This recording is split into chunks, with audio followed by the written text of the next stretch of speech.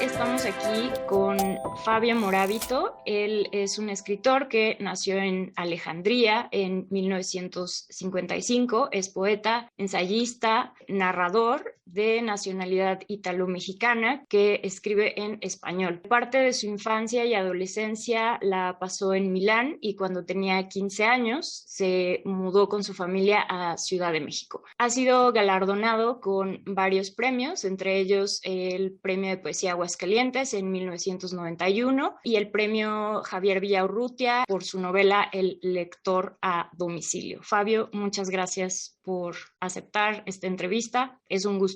Igualmente, para ustedes, gracias. Y bueno, vamos a empezar con una pregunta que en realidad me hace remontarme a el idioma materno. En este libro tú tratas de responder el por qué ser escritor. La pregunta sería, ¿cuál es la intención que tú quieres lograr con La sombra del mamut, en donde aparentemente son cuentos que no llevan un hilo conductor muy claro, digamos? Creo que un escritor no necesita una intención específica, o yo más bien desconfiaría de los libros surgidos de una intención específica, de una idea previa o de la necesidad de reunir lo que uno escribe bajo eso, una idea o algo que se quiera transmitir, un mensaje. Creo que el escritor lo que tiene que hacer es descubrir las historias y para eso más despojado esté de ideas previas, mejor, porque eso le va a dar una mayor libertad y una mayor flexibilidad para entender, por ejemplo, historias muy disímiles entre sí, con personajes muy diferentes, con puntos de vista también diferentes. Habría demasiadas certezas o demasiadas ganas de transmitir esas certezas, corre el riesgo de someter historias, sus cuentos o sus poemas, si es un poeta, a estas ideas previas. Y casi siempre eso resulta mal. Y, o sea, precisamente estos cuentos, digamos, como de La sombra del mamut, se caracterizan por no tener explicaciones innecesarias, es decir, que se siente que se sobran, son cuentos muy depurados, muy redondos también. ¿Cómo logras llegar a ese punto? Es decir, ¿cómo decides que un cuento está completo, que tiene todo lo que necesita? Y, digamos, como la otra parte de esta pregunta sería, de estos 24 cuentos que conforman La sombra del mamut, ¿hubo alguno que representara un reto significativo durante este proceso de escritura para llegar, digamos, como a este punto de los cuentos son lo que son y son perfectos así, no les hace falta más? Bueno, yo creo que una de las cosas difíciles de escribir cuentos es justamente la que acaba de señalar, es decir, en qué momento uno está seguro que el cuento ya está terminado, lo cual quiere decir que ya está logrado. Muchas veces no es fácil decidirlo. No es fácil escribir en general, entonces tampoco es fácil empezar una historia, ¿no? Porque es ahí donde es muy fácil desviarse hacia caminos secundarios o poco trascendentes, encontrando bifurcaciones, encomendarse a Dios para que el camino que uno elige en cada bifurcación sea el correcto, o si no el correcto, el más provechoso, ¿no? Pero a mí sí me gusta imaginar un cuento como eso, una serie de cruces, de bifurcaciones, que van decidiendo en cada una el destino final que va a tener el cuento y que muchas veces es inesperado para el propio escritor. A lo mejor uno tiene una idea vaga, cómo va a terminar, y la mayoría de las veces, al menos en mi caso, se desmiente a medida que se va escribiendo el cuento. Es decir, siempre surge algo que aparta la historia de su idea original, ¿no? Creo que así debe ser, por otro lado, porque si escribir consistiera únicamente en un trasvase mecánico de algo totalmente hecho en la cabeza al puro papel, pues sería eso, un trasvase mecánico y no un trasvase creativo. Pero entonces no hubo ningún cuento en específico que representara un reto para ti. Todos, de una manera distinta, porque siempre hay un momento en que una historia se puede perder o se puede banalizar, o peor todavía, puede empezar a parecerse a otras historias que uno ha contado, ¿no? Está el peligro de repetirse, de recurrir a las mismas situaciones, y por eso hablaba de disyuntivas, bifurcaciones. Ahora, en concreto, el último cuento, el que le da el título al libro, no es que representara para mí un reto mayor o una dificultad mayor, pero es la primera vez que hago algo que en general nunca me ha gustado, que es contar dos historias en el mismo cuento, que es lo que ocurre en La sombra del mamut. Aunque he leído cuentos extraordinarios, escritos así, por ejemplo, La noche boca arriba de Cortázar, ¿no? Pero en este caso me atraía mucho ese contraste entre una caverna de la Edad de la Piedra y una pista de atletismo nocturna con reflectores de la época moderna. Desde que se me presentó esa doble imagen, ese contraste, me atrajo muchísimo. Tuve muchas ganas de escribir un cuento en donde apareciera ese contraste permanentemente. Claro, y parece que tiene mucho sentido, digamos, en La sombra del mamut. Ahora, justo hablando de que es el último cuento del libro, ¿cómo es que llegaste a elegir el orden de un libro de cuentos? Es decir, ¿fuiste tú, fue la editorial? ¿A qué respondía también este orden que se ve como, pues también muy bien pensado? Porque La sombra del mamut es el último, pero además es el que le da el título al libro. Es difícil elegir un orden porque parece una acción bastante simple. Yo generalmente primero decido cuál es el cuento que abre. Una vez que tengo el primero y el último cuento, es más fácil llenar la parte de medio, es decir, decidir cuáles van después de cuáles. Eso puede ser diferente en cuanto a temática, en cuanto a época, o en cuanto a punto de vista, o en cuanto a persona que narra la historia. Además, luego uno se da cuenta de que hay lectores que no leen en el orden que uno ha establecido, sino que se guían, por ejemplo, por los títulos, van al índice. Yo soy uno de ellos. Justamente hablando como de los cuentos, de cómo están ordenados, parece que la mayoría de los personajes de estos cuentos comparten una obsesión silenciosa por algo, ¿no? O sea, es decir, en el último cuento pareciera que tiene una obsesión este señor que vive en el 7º piso y que ve para abajo hacia la pista. ¿Qué de eso está reflejado en el proceso de escritura? ¿Tú crees que el proceso de escritura es en sí una obsesión? En específico este libro, más allá que de con los otros. Bueno, ahora que lo dices, que utilizas la palabra obsesión, hay, si no personajes obsesivos, momentos muy obsesivos. El primer cuento, el protagonista descubre que el clavo que acaba de enterrar en la columna de su sala para colgar un cuadro, le gusta tanto ese clavo porque siente que encontró el centro, el corazón de la columna, que decide que no va a echar a perder esta sensación casi mágica colgando un cuadro, y pretende convencer a su mujer de que vale la pena mirar el clavo y no el cuadro, lo cual, digo, es bastante obsesivo. Y de hecho la mujer se revela y lo tacha de loco y se pelean, pero él finalmente permanece fiel a esa primera intuición de algo inexplicable, pero que parece encerrar una fuerza poética que lo convence a que puede parecer loco eso, pero lo defiende. El último cuento, para hablar del primero y del último, este corredor de la pista, efectivamente, que es un ser solitario, y encuentra la experiencia de correr con un joven ciego, amarrando las muñecas de los dos para correr en la pista, encuentra una emoción que nunca había tenido antes y que se ve representado o significada esa emoción por ese momento mágico en donde la sombra de los dos, debido a la particular angulación de los reflectores, proyecta en la pista la sombra de un mamut, de una manera mágica e inesperada. Entonces, claro, hay momentos obsesivos, momentos mágicos, totalmente verosímiles, nada fantásticos, pero que yo creo que son los momentos que todos tenemos en la vida cotidiana. Es decir, no vivimos solamente una vida realista, pragmática, ¿sí?, apegada al sentido más utilitario de la vida, sino que todo el tiempo estamos atravesados por fantasías, por imaginaciones que muchas veces nos sorprenden o incluso nos escandalizan, pero que regresan con cierta insistencia hasta convencernos de que tienen un fondo, un trasfondo que tiene que ver con nuestra vida y que no enfrentarlas o no abandonarnos a ellas sería empobrecer nuestra existencia.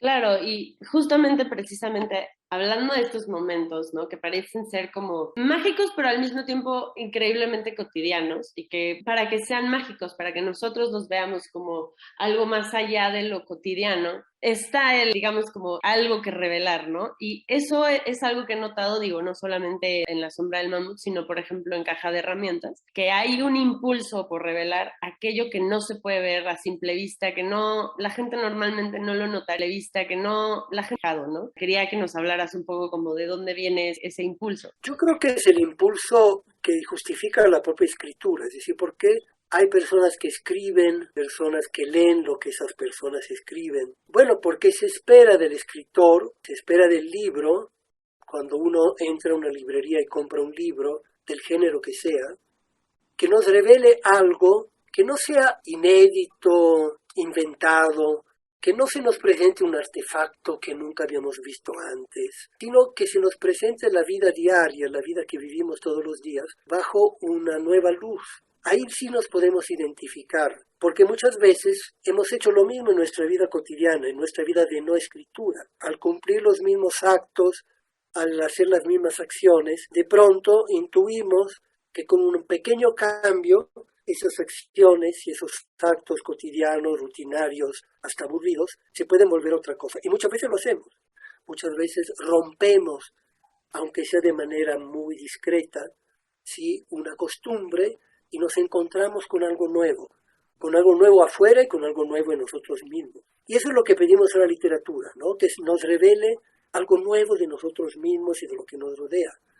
Siempre abrir un libro que nos han prestado o que hemos comprado es un acto de casi sagrado, casi religioso, en el sentido de solicitar una nueva luz, una nueva manera de ver las cosas, porque si no, ¿para qué leer, no? Mejor vivir, ¿no? La vida en sí nos reditúa mucho más que la lectura. Generalmente la lectura no nos reditúa mucho, nos hace perder tiempo más bien. Entonces, solamente vale la pena el sacrificio si nos provee de algo que no habíamos esperado. Entonces, del escritor se espera eso, una mirada especial, ¿no? Una profundidad que no todos tienen, y que sea capaz justamente de regalarnos esa emoción, ¿no? Has contado que tú tienes la disciplina de escribir diario, ¿no? Religiosamente. ¿Cómo decides qué escribir en ese momento, ¿no? ¿Tienes épocas específicas para escribir algún género en especial? ¿Tienes como ritmos específicos? ¿Escribes lo que surge en el momento? ¿Nos puedes contar un poco sobre esto? Sigo escribiendo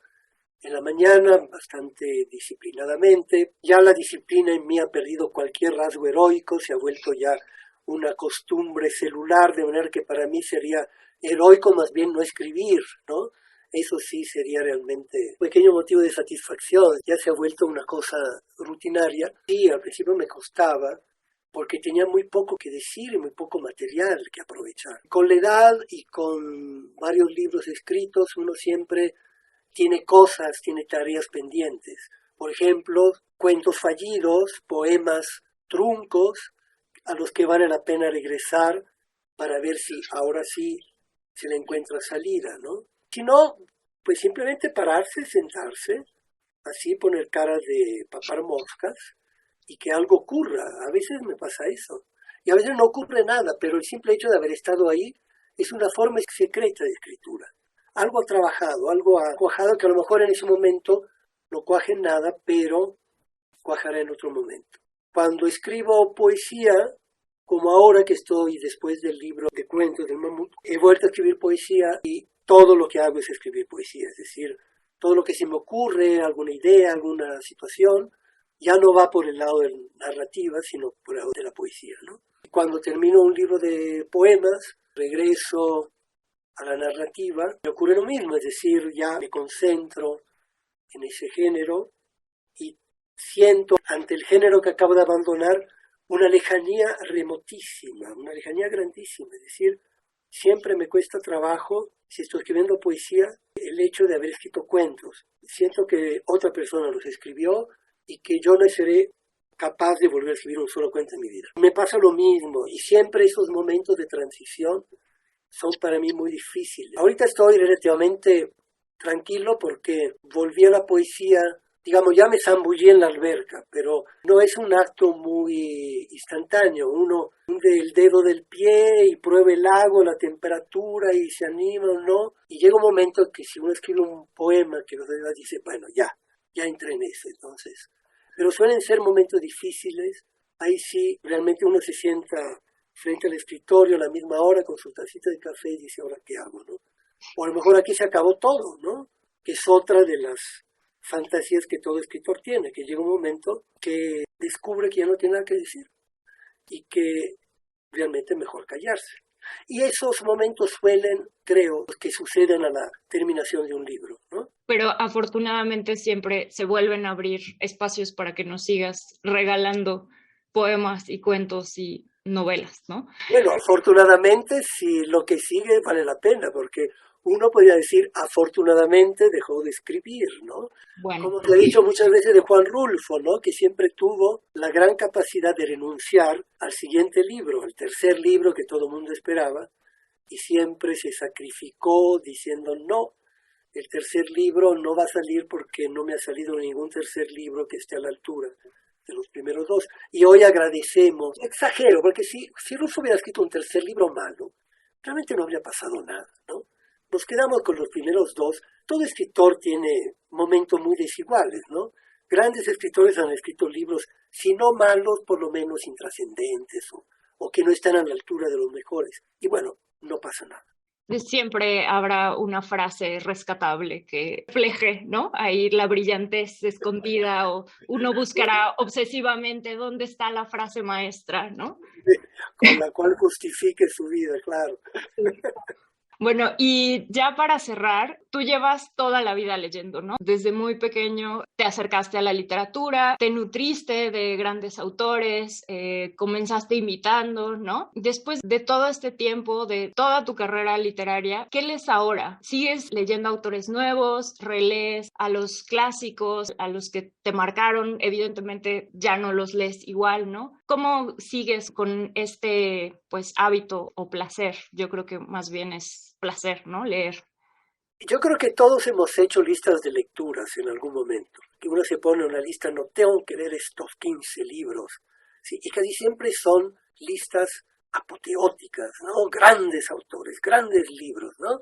Y afortunadamente, la mayoría de las veces traicionamos esas listas. ¿Por qué? Bueno, porque alguien nos dice, oye, acaba de salir un libro de un joven escritor, una novela maravillosa. Pues uno no resiste y dice, vamos a ver, ¿no? Y yo lo hago todo el tiempo, es decir, tengo curiosidad de lo que se publica a mi alrededor, no renuncio cuando alguien, sobre todo me lo recomienda, alguien de confianza, en cuyo gusto confío, que me dice, oye, este libro vale la pena que lo leas. Pues voy y lo compro y lo leo. Pero claro, ese es un tipo de lectura. Las otras son releer libros que me han gustado mucho o libros que me han inquietado, porque no encuentro la manera de entenderlos, aunque me han inquietado muchísimo. Por ejemplo, Memorias del subsuelo de Dostoyevsky, lo leo y lo releo, sé perfectamente que es un gran libro, pero no termino de entenderlo, entonces por eso lo releo. O libros que releo porque me habían admirado y luego me decepcionan. Y eso también lo siento como un logro, ¿no? Porque dice, bueno, ese libro me había ilusionado mucho, creía que era muy bueno y ahora descubro que realmente no lo es tanto. Es una decepción, pero también una secreta victoria, ¿no? Es decir, bueno, qué bueno, ya puse las cosas en su lugar. O al revés, no le daba mucha importancia y luego descubre que son mucho más ricos. ¿Sí? Yo creo que la mejor forma es no hacer listas, es decir, leer por placer. Muchas veces yo leo varios libros a la vez, eso sí es un poco, me lo reprocho porque luego pelean entre sí y termino por desconcentrarme. Pero claro, la prioridad debe ser leer por placer, por emoción. Ahora la pandemia hice leer a Balzac, que nunca había leído, y el encierro me permitió hacerlo. Entonces, esa sí fue una tarea, pero fue una tarea muy grata, porque, bueno, Balzac es un gran escritor, que también escribió libros malísimos. Me eché como 6 novelas al hilo, y una de ellas era insoportable, ni siquiera ya me acuerdo el título. Lo que decíamos, es decir, no pasa nada, Balzac, por 4 o 5 libros tan grandes que ha escrito, se puede dar el lujo de haber escrito 20 sin mayor importancia, porque finalmente es lo que aportó, ahí está, ¿no? Muy bien. Bueno, pues muchísimas gracias por tu tiempo. Ha sido un gusto escucharte, conversar contigo y pues esperamos pronto nuevos libros.